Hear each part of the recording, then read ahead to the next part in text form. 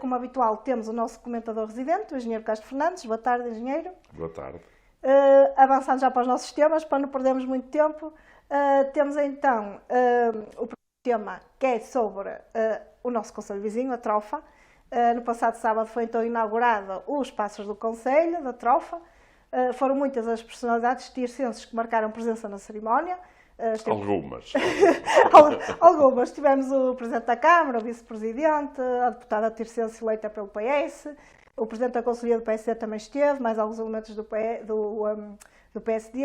Nós também fomos fazer reportagem do evento e fomos muito bem recebidos pela delegação da Câmara da Trofa.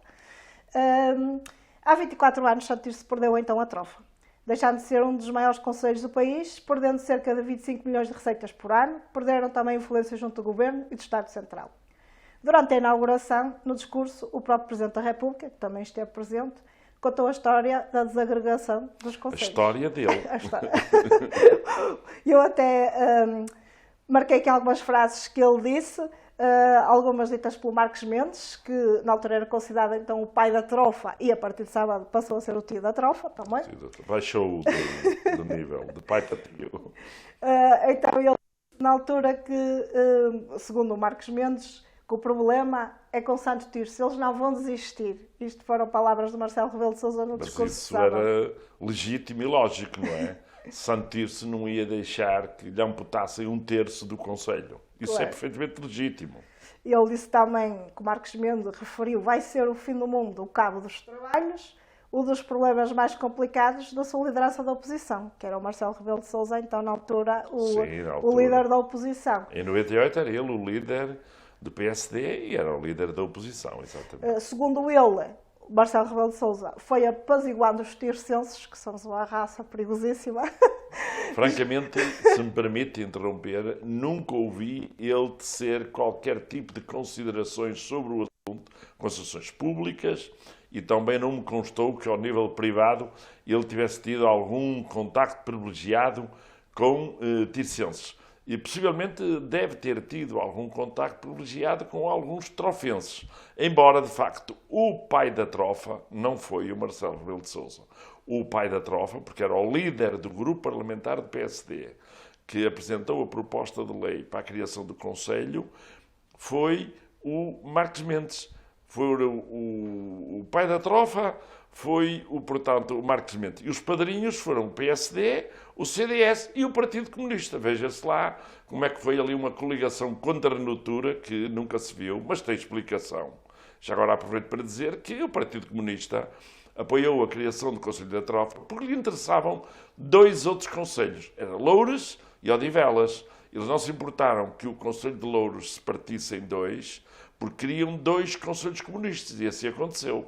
Loures continuou comunista e Odivelas foi comunista pela primeira vez. Hoje já não é.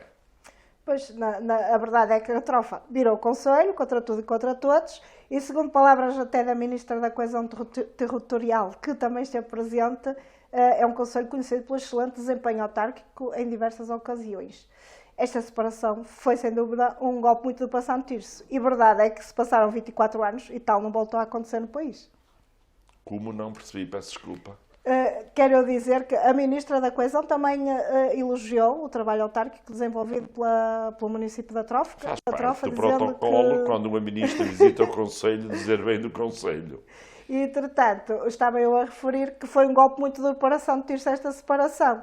E mais, não voltou a acontecer tal no país em 24 anos. Não mais houve a criação de nenhum Conselho. Houve um outro que chegou a ser votado na Assembleia da República por maioria, a coligação PSD-CDS, ao tempo do Dr. Durão Barroso e do Dr. Paulo Portes, votou o Conselho de Canas Senhorim, e aí o Presidente da República, Dr. Jorge Sampaio, vetou a criação do Conselho e com isso parou a criação de novos Conselhos. Porque é preciso conhecer bem a história de como é que foi criado o Conselho de Vizela, o que é que aconteceu nas alterações de leis pontuais para que também se tivesse separado Vizela de Guimarães. Foi outro golpe com Guimarães. Também é preciso saber o que é que foi feito em termos de acordos contra a natura ao nível político que permitiram a criação. Isso dar-nos-ia uma longa conversa, mas está feito há 24 anos. a trofa alcançou esse seu objetivo. É lógico que Santo Tirso perdeu muito, perdeu 1/3 do seu território. 1/3 do território é muito. Nós temos 14.000 hectares de área, o concelho de Santo Tirso, e a trofa só tem 7.000 hectares. Perdemos, acho que foi 7 ou 8 freguesias. Perdemos também as receitas inerentes, perdemos o peso institucional de um concelho, que era o 18º do país e que neste momento deve ser para aí o 50º. Em termos de escala, não haja dúvidas que, na minha opinião, foi um grande erro até a nível nacional e não mais se repetiu. E se mais não fosse, há um homem suspeito que depois no tribunal e que disse como testemunha de Santo Tirso, que foi o engenheiro Eurico de Melo, e que relatou tudo isso muito bem, das razões também pelas quais ele não concordava com a separação do concelho e, mais ainda, ele também não concordou nada que o seu ex-apoiante, o Dr. Marcos Mendes, não lhe tivesse contado nada do que ia acontecer. Foi tudo preparado em surdina, como ele disse, enquanto ele estava como eurodeputado em Bruxelas. Aqui foi tudo cozinhado e conseguiram um golpe de asa com o apoio do PCP. E diga-se passagem que o PCP de início não apoiou e somente depois é que apoiou. Aliás, o Presidente da República contou que o PCP não apoiava sem o referendo sobre a regionalização. Mas depois o PCP perdeu o referendo sobre a regionalização, tal como o PS, e acabou na mesma por apoiar a criação do Conselho. Não podemos esquecer-nos disso, de quem de facto trabalhou em prol do Conselho de Santo Tirso e de quem não trabalhou em prol do Conselho de Santo Tirso. E também, diga-se passagem, que há pessoas, nomeadamente PSD, de Santo Tirso, do Conselho de Santo Tirso atual, que apoiaram a criação do Conselho da Trofa, embora nunca tivessem dado a cara. Porque antes o que fizeram é que entregaram a presidência da Conselhia do PSD a um homem da Trofa. Era um homem da Trofa do PSD que dirigia a Conselhia de Santo Tirso. Tudo isso foram pequenos contributos que dariam, como eu digo, uma longa história e que, como se sabe, acabaram no Tribunal Constitucional, numa ação que, sobre a minha presidência, foi metida contra o Estado português, onde o Estado português foi condenado a pagar uma indemnização, que para mim foi pequena, à Câmara Municipal de Santo Tirso, pela forma incorreta e até ilegal como foi feita a deliberação, porque a criação do Conselho da Trofa devia ter tido delimitados os territórios dos dois concelhos. Até hoje não aconteceu. E, por outro lado, havia que definir muito mais coisas, nomeadamente o parecer das freguesias todas que entraram no Conselho da Trofa devia ser favorável. E houve uma que não foi desfavorável. Foi a freguesia de São Romão de Coronado. Ora, isso foi inconstitucional. Se alguém tivesse requerido a inconstitucionalidade do diploma, e só o número significativo de deputados, ou o próprio Presidente da República, ou penso que o próprio Provedor o podiam fazer, não fizeram, foi por isso que passou. Passou de uma forma ilegal e o Tribunal Constitucional reconheceu exatamente que o Conselho de Santo Tirso devia ser indemnizado exatamente de uma forma incorreta e ilegal como foi tratado o assunto. No entanto, já não era possível reverter. Não, dado que não houve o pedido de constitucionalidade do diploma, teria de subir ao Tribunal Constitucional, acabou por não ir ao Tribunal Constitucional. Entretanto, fomos nós que fomos ganhando várias ações contra o Estado, portanto, a Câmara de Santo Tirso contra o Estado, que foi ganhando na primeira instância, na relação no Supremo, no Plenário Supremo, e também ganhamos no Tribunal Constitucional exatamente o direito à indemnização pelo ocorrido. Passando então ao nosso próximo tema, fechamos a página do Conselho Vizinho e eles vão crescendo e nós estamos bem e eles que fiquem também bem. Passando a um tema que também está na ordem do dia, quer em Santo Tirso, mesmo a nível nacional e infelizmente também, se calhar mundial, que é o tema da crise económica. Todos os indicadores apontam para uma nova crise económica e um período de alguma recessão. As famílias portuguesas já estão a sentir na pele essa crise, com o aumento sucessivo dos preços dos combustíveis, gás, eletricidade, prestações da casa e também dos próprios bens alimentares. Em Santo Tirso, o município anunciou que mantém para 2023 o alívio fiscal para as famílias e empresas.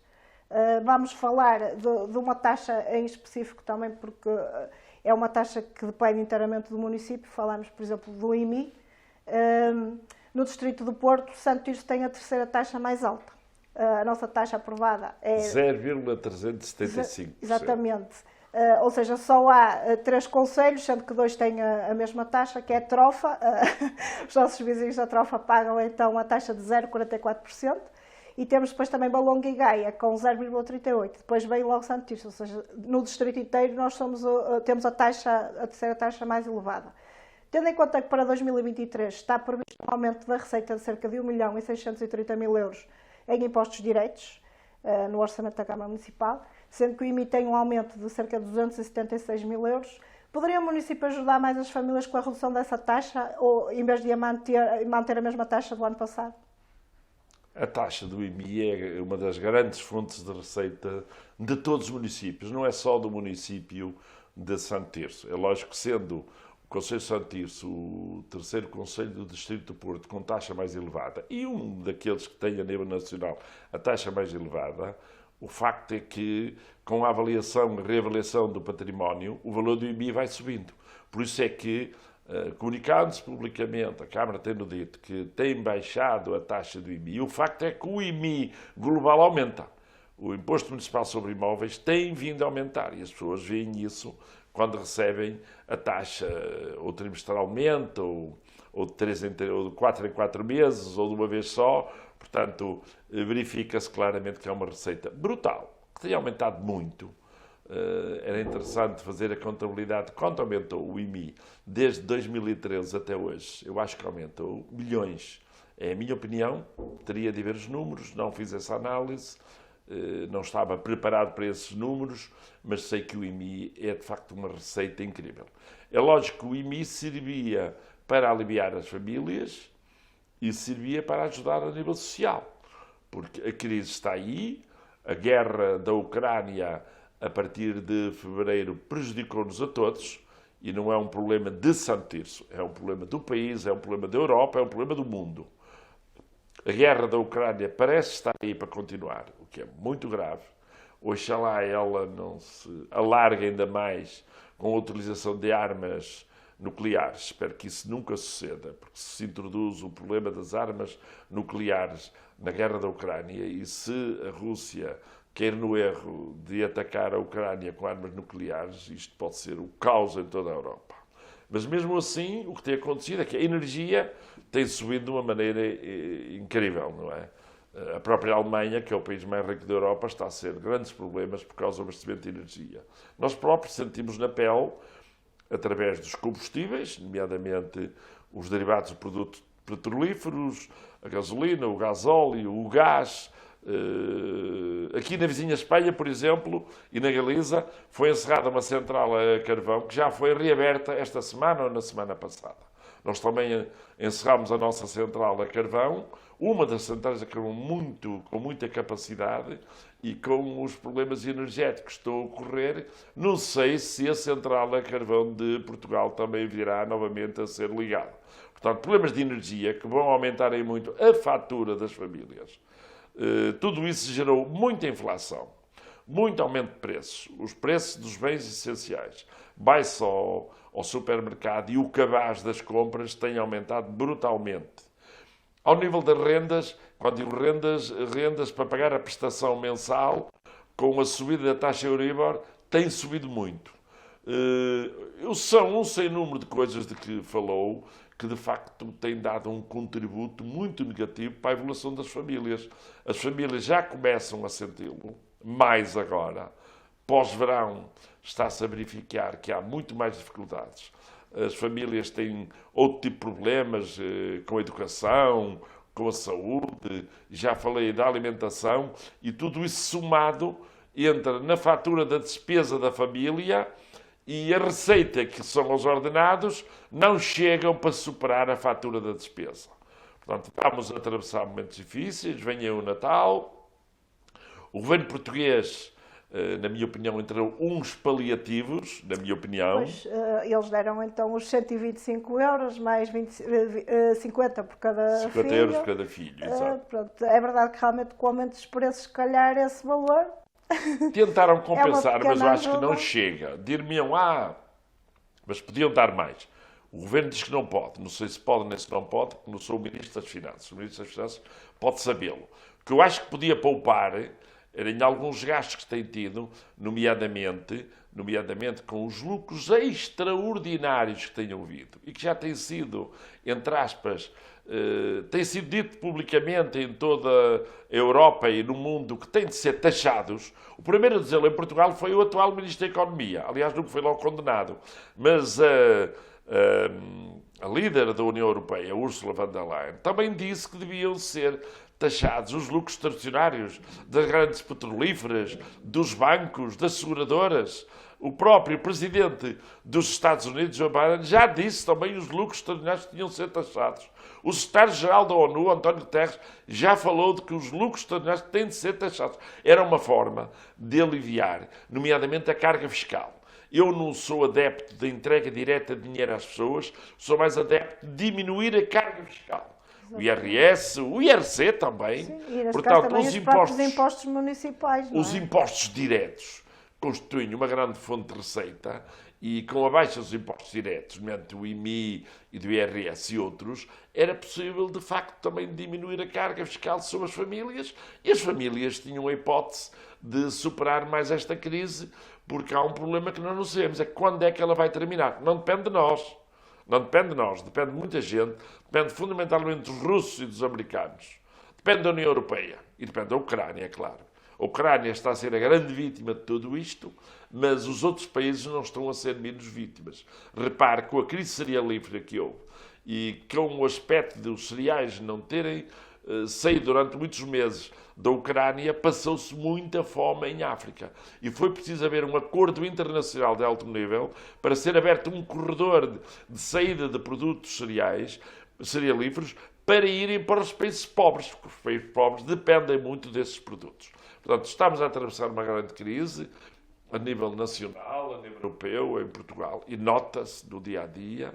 Vamos ver o que é possível resolver e se a partir de hoje é um dia muito importante para o mundo. Hoje realizam-se eleições nos Estados Unidos para o Congresso e também depende muito das eleições para o Congresso o que vai acontecer, porque se mantiverem no Congresso em maioria os democratas, as coisas poderão vir a melhorar. Se os republicanos ganharem hoje as eleições, o que vai acontecer é que eles vão tentar bloquear o Presidente dos Estados Unidos. E aí a força dos Estados Unidos vai diminuir. E isso pode ser prejudicial para o equilíbrio mundial, nomeadamente entre os próprios Estados Unidos e a Rússia, nomeadamente.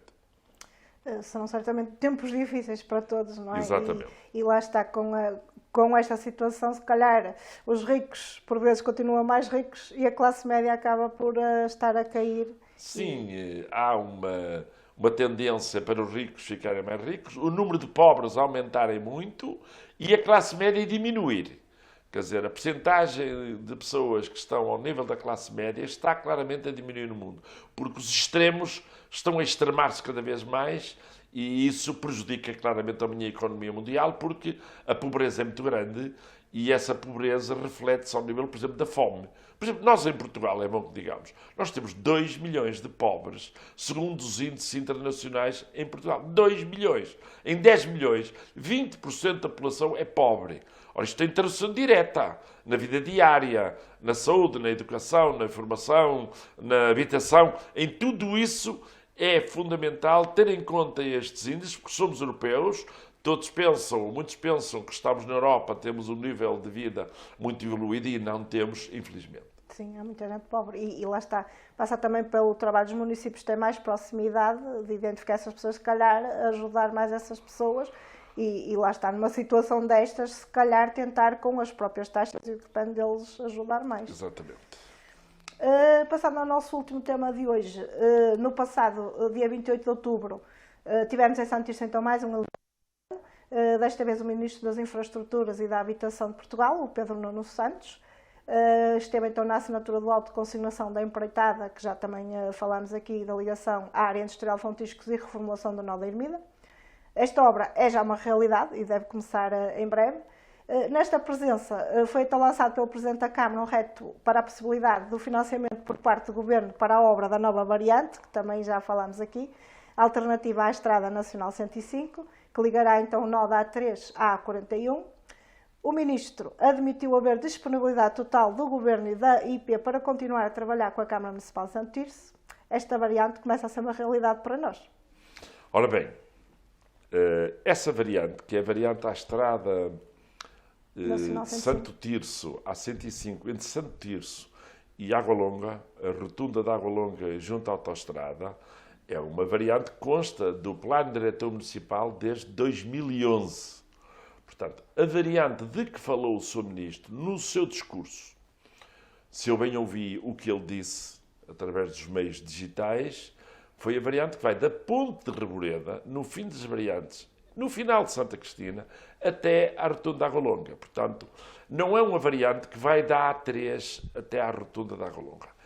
Essa hipótese é outra. Eu digo isso porque uma coisa é falar do que o Ministro aqui veio fazer. Ele veio, de facto, assinar os autos de consignação. Ele não assinou, ele veio assistir. Sim, assinou-os. Patrocinar. Ele é o Ministro, é ele que despacha e depois o Presidente da Infraestruturas de Portugal assina ou os seus representantes. Mas a empreitada são duas rotundas, fundamentalmente. A rotunda da Ermida, junto à variante A105, a atual variante, e a outra é a rotunda de Fontiscos, para ligar às áreas industriais correspondentes. Não tive a oportunidade de apreciar muito em pormenor os projetos, porque vi-os em imagem, ora ver uma rotunda em imagem, mas o enquadramento, a inserção, não é possível, por exemplo, nesta imagem, saber como se insere na atual variante. Mas aquilo que eu digo é o seguinte: o plano de recuperação e resiliência previa para aqui, isto já foi feito há 2 anos, mais de 2 anos, 3.200.000 euros para estas duas rotundas. A rotunda da Ermida, chamemos-lhe assim, e a rotunda de Fontiscos. Ora, eu acho que estas rotundas vão ser importantes para as ligações a essas áreas industriais e mesmo ao centro da cidade. A rotunda da Ermida vai tentar melhorar a ligação ao centro da cidade de Santo Tirso. O que é importante agora é que o plano de recuperação e resiliência avance para uma nova fase, que é a fase de duplicar as atuais variantes. As variantes A7 Santo Tirso, variante A104, que é a estrada Santo Tirso-Trofa, e variante A105, que é Santo Tirso-Guimarães e Santo Tirso-Porto, têm uma só faixa. Tem 2 faixas de rodagem, mas não há um separador. Aquilo que sempre defendi, e que acho que é muito importante, é fazer a duplicação dessas vias por questão de segurança. E aquilo que eu acho é que a altura de, no âmbito do plano de recuperação e resiliência, virem ser, nos acrescentos que vierem a ser feitos na evolução de futuras obras dentro do PRR, pelos vistos há muito dinheiro do PRR que não está a ser gasto na área viária, pois muito bem, que o Sr. Ministro Pedro Nuno Santos introduza a duplicação das variantes e também pense na variante de que falei há pouco, que essa é outra, é a estrada da ligação de Reboreda à Água Longa, não se conhecia do traçado, embora no PDM, no Plano Diretor Municipal de 2011, que já tem, portanto, 11 anos, já lá constava o traçado. É lógico que não estamos na fase do estudo prévio. Foi anunciado pelo Sr. Ministro que até ao fim deste ano iria ser apresentado o estudo prévio para essa via. É muito importante. E depois vamos ver também onde é que se vai buscar os 6, 7, 8, 9 milhões de euros que são precisos para essa estrada, que é muito importante porque permite aliviar o traçado todo da Estrada 105, ali na zona da Carreira, de Lamelas, de Refógios, ou melhor, da Reguenga, de Agrela e de Água Longa, e que neste momento está uma estrada muito densa, ou densificada com tráfego impressionante. E ainda por cima tem as obras também. E ainda por cima tem as obras, que pelos vistos estão a ser corrigidas agora, segundo notícias que eu vi. Não sei se é verdade ou não, porque não fui verificar ao local. Mas eu penso que foi muito importante a visita do Sr. Ministro. Eu conheço muito bem, desde jovem, o Dr. Pedro Nuno Santos. Ele chegou a estar em Santice na qualidade de Presidente da Juventude Socialista. Foi aqui muito bem recebido. O Pedro Nuno Santos realizou aqui um seu congresso da Juventude Socialista. Na altura ele era muito jovem, muito mais jovem do que é hoje. E, portanto, ele também conhece bem Santice, conhece as pessoas de Santice. E ele também não veio a Santice por acaso. O Pedro Nuno Santos não é daquelas pessoas que dá um ponto sem nó. Ele veio aqui com objetivos mais alargados. E, felizmente, que trouxe algumas novidades positivas para o Conselho, positivas para a região. Agora há que completar aquilo que não foi feito. Porque, como digo, a duplicação das variantes à cidade de Santice é absolutamente essencial. As variantes de Santice foram feitas em 1991, foi quando foram inauguradas. Tem 31 anos. Desde essa altura, nunca foi feita a duplicação em duas faixas com separador central. Mas já havia algum projeto para essa duplicação? Ou isso não é difícil fazer um projeto. O projeto é o que custa menos dinheiro. Fazer um projeto de duplicação, em termos de proteção, há essa proteção. Em termos de espaço, há este espaço. Nós temos condições que nenhuma cidade à volta teve para, por exemplo, duplicar as suas variantes. Guimarães não tinha faixa separadora. Como não tinha espaço, foi obrigado a meter um separador com blocos de betão. Nós aqui podemos fazer uma faixa separadora muito mais alargada. Portanto, nós aqui temos condições para ter um tráfego muito organizado, porque a autoestrada que despeja aqui na A3 tanto tráfego, e mesmo o tráfego vindo da Trofa e que se dirige a Vila das Aves, a Vizela e a Guimarães, precisa de mais espaço para depois não se darem os engarrafamentos que se dão na Estrada 105 entre Santo Tirso e Guimarães. Portanto, é uma estrada que está com um tráfego absolutamente impressionante. Eu não sei quantos milhares de veículos lá passam. Não tenho contagens atuais, mas são valores assustadores. O número de acidentes que têm ocorrido são muito. A evolução do tráfego é muito lenta, porque cada momento há problemas e o tráfego para. Basta circular nessa estrada nas horas de ponta, ou de manhã à entrada do trabalho entre as 8 ou as 9, ou à tarde entre as 6 e as 7, e vê-se que há necessidade absoluta de tratar estas estradas bem, nomeadamente, que repito, agora a necessidade urgente é já a duplicação das variantes à cidade de Santo Tirso. Ainda por cima vamos ter agora as obras, o trânsito não será pior com a construção da rotunda. Sim. E depois no futuro também teremos aqui, por exemplo, no Nó de Fontiscos, uma rotunda em cima da outra rotunda, que é a saída da A3. Sim, é lógico também que poderá ser um problema a nível de trânsito isto deve ter sido estudado pelos técnicos, espero que tenha sido, porque isto deve ser estudado antes de projetado. Os índices de tráfego, as previsões, os caudais, a largura, os perfis transversais, os perfis longitudinais, as rotundas, porque às vezes as rotundas parece que vão resolver os problemas todos e depois o trânsito engarrafa na mesma. E na rotunda?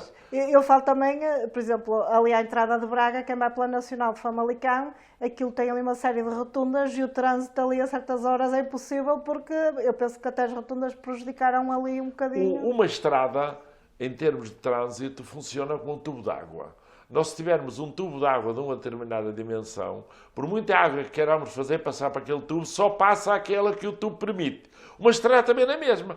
Por muito tráfego que queiramos que passe num determinado troço de estrada, durante um determinado período, só passa aquele que pode, porque ele entope. Quer dizer, não dá para mais. Portanto, as rotundas, por vezes, servem para regular os cruzamentos, entroncamentos, mas não resolvem tudo. Tal como os semáforos também não resolvem tudo.